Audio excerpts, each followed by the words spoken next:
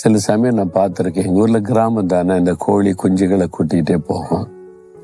அப்போ நான் பார்த்துருக்குறேன், இந்த கழுகு வரும், கள்ள பருந்துன்னு சொல்லுவோம். அது அப்படியே நோட்டமிட்டு வந்ததுன்னா இந்த கோழி ஒரு சத்தம் கொடுக்குமா, இந்த குஞ்சுகளை கூப்பிடும், என் செட்டைக்குள்ள வந்திருக்காம், ஒரு ஆபத்து வந்திருக்குது, அது கடந்து போக மட்டும் செட்டைக்குள்ள இருன்னு. அது அப்படியே செட்டைக்குள்ள வந்துடும். சில குஞ்சுகளை பார்த்தா செட்டைக்குள்ளோட தலையை மட்டும் வெளியே நீட்டி அப்படியே பார்க்கும். நான் பார்த்துருக்கிறேன், ரொம்ப ரசிக்கலாம் ஆண்டவருடைய சிருஷ்டிப்பு.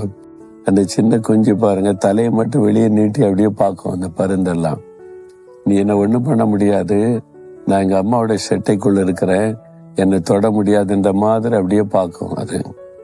அப்போ அதே மாதிரி தான் நம்ம ஆண்டவருடைய செட்டைக்குள்ள வந்துட்டோம்னா தைரியமா சொல்லலாம், நீ என்ன ஒண்ணும் பண்ண முடியாது, என்னை டச் பண்ண முடியாது, என்னை அழிக்க முடியாது, ஏன்னா நான் இயேசு கிறிஸ்துவுடைய அடைக்கலத்துல இருக்கிறேன், அவருடைய செட்டைக்குள்ள இருக்கிறேன், அவருடைய